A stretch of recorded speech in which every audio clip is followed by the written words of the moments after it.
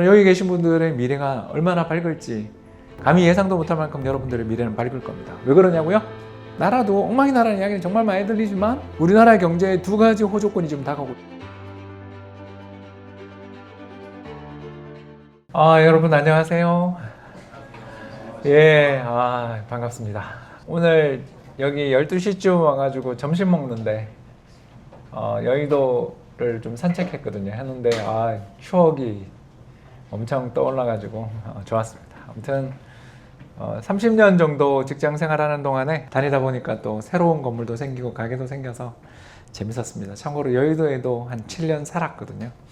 그래서 이 여의도에 대한 추억이 많은데 오늘 그 추억을 뭐 이야기하려는 건 아니고요. 이렇게 여러분들 이 더운 날 특히 방학도 이제 끝나가는데 이렇게 열심히 공부하시고 또 뭐랄까요 미래에 자신의 더 나은 미래를 위해서 노력하고 성취를 달성하기 위해서 노력하시는 모습들이 좋아서 기분이 좋았습니다. 오늘 강의에 대해서 여러 가지 이야기를 할 텐데 서두에 있는 이것만 잘 보셔도요, 트리플 약세 이야기만 잘 들으셔도 여러분들 제 생각엔 그렇습니다.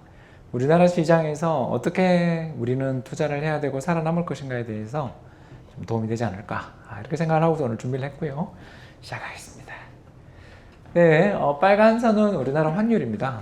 우리나라는 환율이 급등하는 시기에 환율이 급등하는 시기들마다 경제에 충격을 받게 됩니다. 여러 가지 이유로 충격을 받게 되는데 그 중에서도 가장 큰 충격을 받게 되는 요인은 당연히 자본시장에 미치는 영향들 때문이겠죠. 그렇지만 실물 경제에도 이 그림이 나오는 것처럼 우리나라 역사상 환율이 한 1,300원 레벨 이상까지 외환위기 이후에 올라간 게 2001년 9.11 테러, 2008년 글로벌 금융위기, 2015년 중국 외환시장에서의 충격, 2020년 코로나 팬데믹, 2022년에 있었던 우크라이나 전쟁, 이렇게 해서 총 5번 정도 그때마다 파란 선 이렇게 물가입니다. 물가가 여기도 오르고요, 여기도 오르고요. 여기는 안 올랐는데 대신 이번에 엄청 올랐죠. 한마디로 말씀을 드려서 우리나라 경제는 외환시장이 흔들리는 순간 환율이 상승한다. 이거 하나만 좀 기억을 해두셔도 굉장히 좋고, 이 환율이 상승하는 순간 물가가 오르고, 물가가 오르면 중앙은행님이 가만 안 있죠, 그죠? 그래서 중앙은행의 태도들이 달라질 수밖에 없는 빨간 선이 한국의 정책금리입니다. 우리나라 한국은행은 뭘 본다? 한국의 물가를 보는 거죠. 그래서 보시면 한국의 물가가 꺾일 때 그쵸? 그때마다 한국은행의 정책금리가 어떻게 돼요? 인하됩니다. 그럼 지금 인하해야죠, 사실은. 금리를 내려야 됩니다. 근데 왜 안 내리죠? 이거는 이제 문제가 되죠. 미국이 금리를 저렇게 인상하고 있는데 우리가 그 앞에서 한국이 내리는 모습을 보여준다라는 게 남들에게 어떻게 비춰질까에 대해서 좀 신경도 써야 되는 거고, 또 이번에 어젯밤이었죠. 어젯밤에 열렸던 미국의 잭슨 홀 컨퍼런스에서 파월 의장이 어떤 이야기 하는지 보고 판단해도 되니까 천천히 행동합니다. 그러나 물가가 안정적으로 이렇게 내려가는 시기들이 출현할 때마다 한국은행은 금리를 인하합니다. 자, 그러면 하나 더 볼까요? 자, 정책금리 빨간 선 우리 방금 봤어요. 방금 본 정책금리, 그리고 파란 선 이게 뭐냐고요? 오른쪽에 나와 있죠? 우리나라의 주택가격 상승률. 그리고 주택가격 상승률은 오른쪽 축이죠? 이거 마이너스 10%인 거 보셨나요? 축이 거꾸로 돼 있어요. 여러분들 이런 테크닉들은 익혀두는 게 좋습니다. 엑셀 차트에서 축 역전을 누르면 됩니다. 아무튼 이 그림을 보시면 금방 알 수 있는 것처럼 우리나라는 정책금리가 공격적으로 인상되는 시기에 여기 이렇게 인상되는 시기에 부동산 시장이 좋은 적이 한 번도 없습니다. 왜? 그죠? 자기 돈만 갖고 집을 사는 사람이 어디 있겠어요? 레버리지를 이렇게 해야 되는데 그 레버리지가 재작년 2년 전 이맘때만 해도 대출금리가 2%대였는데 지금 4%대다. 쉽지 않죠. 작년 이맘때는 얼마였냐? 6%대였어요. 왜 작년에 집값이 폭락했는가? 왜 올해는 그래도 반등하려고 그러는데 지난번 고점 근처는 못 가는가? 이런 것들이 이 그림에 나와 있죠. 그래서 우리는 한 가지 사실을 알 수 있어요. 이게 뭐다? 이유는 모르지만 아무튼 환율이 어떤 이유로든 급등하기 시작하면 그게 수입 물가를 상승시키든 아니면 우리나라에 있던 금융시장에 있던 참가자들 중에서 어떤 영향을 받았었든 이든 모르겠는데 시장의 변동성들이 되게 커지는 경향이 있는데 그 시장의 커지는 경향을 만들어내는 게 금리고 금리가 상승하는 시기에 부동산 시장은 되게 어렵다라는 겁니다. 또 나가 볼까요? 예. 금리가 상승하는 시기입니다. 파란 선. 금리가 상승하는 시기에 금리가 상승하는 시기마다 어떤 일들이 벌어지는가? 파란 선이 올라갈 때 빨간 선이 이렇게 급등하는 시기들이 출현하고 나면 그때마다 항상 파란 선의 상승세가 둔화됩니다. 저 파란 선이 뭐냐? 나스닥 지수다 이렇게 생각하시면 되겠죠. 성장주 나누기 가치주의 퍼포먼스를 뜻합니다. 성장주란 여러분들 잘 아시는 것처럼 미래 성장 가능성이 굉장히 열려있는, 그러나 지금 현재의 실적은 미미하기 그지없는, 저희들끼리는 뭐라고 부르냐면 아마존 키즈들이 여기 들어가겠죠. 아마존 키즈가 뭐냐? 별거 아닙니다, 여러분. 아마존이 세계적인 전자상거래 회사로 세계를 지금 지배하고 있는 동안에 흑자를 낸 해가 몇 년 안 됩니다. 충분히 흑자를 낼 수 있고 이익을 만들어낼 수 있는 순간에도 계속 적자를 냈습니다. 왜?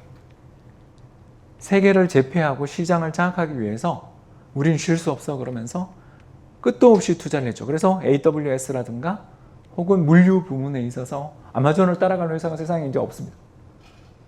이 정도까지 엄청난 이익을 내고 있는 이 회사가 배당한 적 있냐? 아마존이 배당했다는 이야기 들은 적 있냐? 없단 말입니다. 이 회사는 주가만 오르면 증자 때리고 그리고 시비 발행합니다. 왜? 시장에서 자금을 계속 걷어들이고 계속 조달함으로써 세계를 제패할 자신의 제국을 만들어 나가기 위한 투자를 하는 거죠. 이게 성장주들의 특성입니다.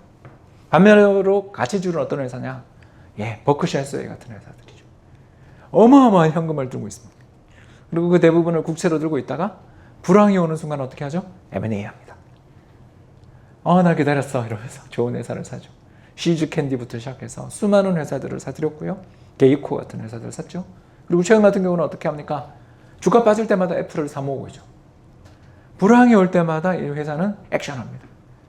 왜? 금리가 높아지고 있을 때 자기들이 들고 있는 막대한 현금으로 이자가 엄청나게 높아질 때다가 경쟁자들이 또는 위험한 상황에 처해 있는 애들을 우량하지만 값싸게 거래되고 있는 기업들을 M&A 하죠. 앱슨 모바일이라든가 코노코 필립스라든가 또는 샤브론 같은 기업들 보십시오. 어마어마한 설비 투자를 가지고 이미 과거에 만들어 놓은 설비 투자로 지금 현금이 엄청나게 창출되고 있죠. 그 창출되는 현금들을 가지고서 자신의 시장 지배력을 강화시킬 목적으로 M&A를 계속합니다. 이런 애들이 나오는 거죠. 그렇기 때문에 금리가 상승할 때는 성장주는 박살나죠. M&A의 먹이가 되는 거죠. 반대로 시장금리가 떨어지거나 조정을 받는 시기, 시장금리가 떨어지는 시기에는 날아갑니다. 자금을 조달하기도 쉽고 주식시장에 거대하게 몰려드는 개인 투자자들의 지지 속에서 증자가 성공할 테니까, 전환사채 발행이 성공할 테니까 좋아집니다. 결국 지금 이 이야기의 결론이 뭐냐? 간단합니다. 환율 상승할 때 투자는 정말 조심해라. 왜? 금리가 오를 것이다. 그죠? 물가가 오르면서 금리가 올랐죠? 다 잊지 않으셨죠? 반대로 환율이 안정되고 하향 안정되고 환율이 외환시장의 변동성들이 줄어드는 시기가 왔을 때는 부동산도 좋아지고 주식시장에서 특히 성장주들이 좋아지겠죠. 이런 시장의 흐름들을 이해하실 수 있으면 투자에 있어서 굉장히 큰 도움이 되겠죠. 미래는 어떻게 되냐고요? 모릅니다. 그걸 어떻게 알아요? 제가 30년 동안 경제 전망을 했지만 이 금리가 저는 올해 전망을 이렇게 했어요. 여기까지 3%까지 내려간다. 빨간선이. 작년에 제가 썼던 경제 전망 자료 보면 전부 다 3%까지 내려간다고 적어놨어요. 그런데 7월부터 급등하고 있죠. 왜? 모르죠. 여러 이유가 있습니다. 그러나 그걸 예측할 수 있는 사람이 얼마나 되겠습니까? 그래서 금융시장에서 투자자들한테 항상 제가 하는 이야기가 예측도 참 중요하긴 한데 그거는 틀릴 수 있음을 가정해야 되고 가장 중요한 건 대응이다. 내가 했던 전망이 틀렸을 때 그 다음 난 어떻게 하겠다라는 계획이 돼 있는가. 이 이야기를 꼭 드리게 되는 것 같습니다. 그래서 한국이라는 나라에서 자산시장에서 투자를 하는 사람들에게 제일 첫 번째 하는 이야기가 바로 이겁니다. 외환시장 무시하고 오래가는 사람 못 받아요. 환율이 상승하는 시기에는 투자를 보수적으로 또 한다면 가치주 쪽이 낫다. 반대로 환율이 안정되고 하향 안정되고 금리가 떨어지는 시기에 물가가 안정되는 시기에는 그렇죠. 성장주의 시대가 열릴 수도 있다. 그럼 지난 10년 동안 나스닥을 위주로 한 수많은 성장주들의 시대가 출현했던 이유는 뭐냐? 이제 알았죠, 그죠? 시장 금리가 10년간 계속 빠졌기 때문이죠. 이제 앞으로 어떻게 될 것인가? 몰라요. 그걸 알면 좋지. 모르죠. 그걸 어떻게 알아요? 중국이랑 미국이랑 저렇게 머리를 쥐어뜯고 싸우게 될 날이 올 줄 누가 알았고, 러시아가 우크라이나를 침공해서 지금 수십만 명이 저렇게 죽어갈 줄 누가 알았어요? 나는 과거에서 나는 이 미래를 알았다라고 이야기하는 자들은 대부분 사기꾼이다. 아니면 무당이다. 그런 인간들한테 속지 말고 우리는 어떻게 해야 된다? 이런 일에 대해서 시나리오를 가지고 있지만 만에 하나 다른 경제 조건들, 다른 시황의 조건들이 벌어질 때는 난 다른 대응 수단을 가지고 있는가? 이런 이야기를 꼭 해보는 거죠. 그래서 오늘 강의의 서두는 대충 이 정도로 하고요. 한번 우리나라가 왜 이렇게 외환시장이 출렁거리면서 해외 외풍에 취약한가? 그 이유를 설명드리겠습니다. 바로 뭐냐? 숨만 쉬어도 캐파가 늘어나는 나라에 살고 있다. 이게 뭐냐면 우리나라의 GDP입니다. GDP고요. 빨간 선이 뭐냐면 잠재 GDP. 잠재력을 이끌어내라 뭐 그러잖아요. 그죠? 바로 그때 이야기하는 잠재 GDP입니다. 포텐셜 GDP가 이 그림에서 빨간 선입니다. 2000년 이전까지만 해도 우리나라의 잠재 GDP의 성장 속도는 대단히 가팔랐습니다. 연 7%씩 성장했습니다. 엄청났죠, 진짜.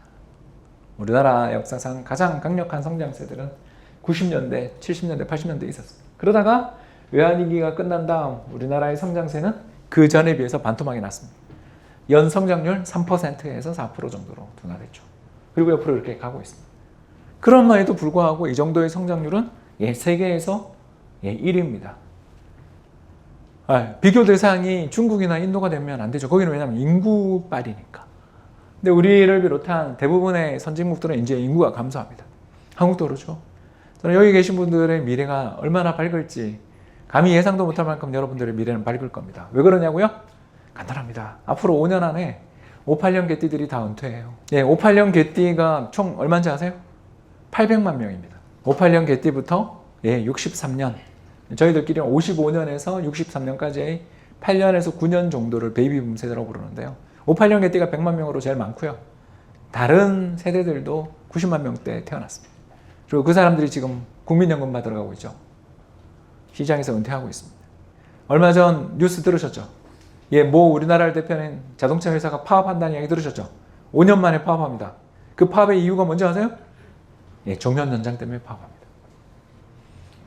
물론 어떻게 될지 모르죠. 그러나 5년에서 10년 사이에 우리나라의 베이비붐 세대들은 시장에서 빠져나갑니다. 그럼 시장에서 빠져나가게 될 때 그 뒤에 어떤 일이 벌어질까요? 노동력의 공급 부족 사태가 벌어질 것입니다. 지금 일본처럼 되겠죠. 잘 생각해 보시면 미래에 대해서 비관론만 흘러넘치고 있을 때 내가 거기에 대해서 얼마든지 준비가 되어 있는가? 시장이 이제 바뀌는 상황에서 어떻게 준비가 될 것인가에 대해서 미리미리 생각을 해보시라는 거고요. 아무튼 우리나라 사회가 저는 굉장히 잘 돌아가고 있다고 느끼는 가장 대표적인 사례 하나만 이야기하면 공무원 시험 경쟁률이 떨어진 겁니다. 저도 공무원 생활 중간에 몇 년 했지만 그렇게 아주 모든 사람들에게 다 맞는 일자리라는 생각은 저는 절대 안 하거든요. 여기까지만 하겠습니다. 공무원 생활하면서 사리가 쌓이는 기분이었습니다. 그런 이야기고요. 자, 시작할게요. 자, 이 그림 볼까요? 이 그림은 빨간 선이 한국, 그리고 파란 선이 미국입니다. 캐나다군요. 자, 이 추세를 보시면 알겠지만 이게 생산성의 변화입니다. 생산성. 그러니까 뭐냐면 노동력과 자본이 고정되어 있다고 가정했을 때의 생산성이죠. 근데 어떻습니까? 한국보다 높은 나라가 전 세계 어떤 나라도 없습니다. 지난 20년 정도, 20년 안 되는 건데 한 16년, 17년에 걸친 기간 동안 한국이 빨간 선보다 안정적으로 지속적으로 생산성이 높은 나라가 단 한 나라가 없습니다. 이만큼 잘하는 나라를 보고서 망한다 그러고 있죠. 왜 우리는 이렇게 잘하는가? 여기 나와 있습니다. 세계에서 두 번째로 많이 R&D 투자를 하고 있습니다. R&D, 연구개발 투자를 뜻하는 거죠. 저도 법인을 가지고 있는데요. 이 법인 안에 연구소를 만드는 순간 제가 내는 세금이 거의 엄청나게 줄어듭니다. 그래서 연구 인력들을 채용하라고 나라에서 끊임없이 법인들에게 인센티브를 주는 나라죠. 그래서 이렇게 전 세계에서 두 번째로 높은 R&D 투자를 하는 데게 몇 프로냐면 4.5% 정도 투자. 우리보다 높은 나라가 하나 있죠. 이 나라는 우리가 못 이길 것 같아요. 영원히. 어딜까요? 이스라엘입니다. 이놈은 우리가 못 이길 것 같아요. 나라도 적고요. 이 나라는 또 유태인이잖아요. 그죠? 우리가 이길 방법이 없어. 아무튼 이만큼 우리나라가 노력을 하고 있고요. 그 노력의 결과가 네이처 인덱스 랭킹에서 우리가 드디어 세계 7위가 됐어요. 네이처 인덱스가 뭐냐? 저기 나와 있죠. 그래서 세계 톱 레벨의 저널 82개, 이제 여기에다가 플러스 알파가 생기긴 했습니다. 아무튼 작년까지 82개에 달하는 논문의 숫자에 실려있는 논문의 숫자와 영향력, 임팩트 팩터를 집계해서 우리가 세계 7위입니다. 그러니까 R&D 투자를 해도 그거 소용없다라는 사람들 되게 많지만 그런 주장을 하는 사람들이 또 저는 파퓰리스트라고 생각합니다. 솔직히 말해서 연구비나 R&D 예산을 누군가가 슈킹했을 거예요. 근데 다른 데서 슈킹한 것보다는 훨씬 적지 않겠냐. 저는 그렇게 생각하거든요. 당장 이번에 행사 보셨죠? 제가 회사 사무실이 코엑스에 있거든요. 스카우트 애들이 코엑스 바닥에 앉아가지고 이렇게 그죠? 앉아있는 걸 보고 있는데 지나가다 미안해가지고 너 어디서 왔니? 묻고 아재잖아요. 어디서 왔니? 그러는데 뭐 아일랜드다 멕시코다 뭐 그러더라고요. 그래서 커피 하나씩 사주고 그랬어. 미안해가지고. 우리가 왜 미안한지 모르겠는데 K-팝 콘서트 열어준 거 기억나시죠? 그러니까 그런 말도 안 되는 행사들은 좀 저는 자제하고 이제 국제 행사 안 했으면 좋겠어요. 그런 거 뭐 해서 뭐합니까? 한국 모르는 사람 있어요? 없잖아요.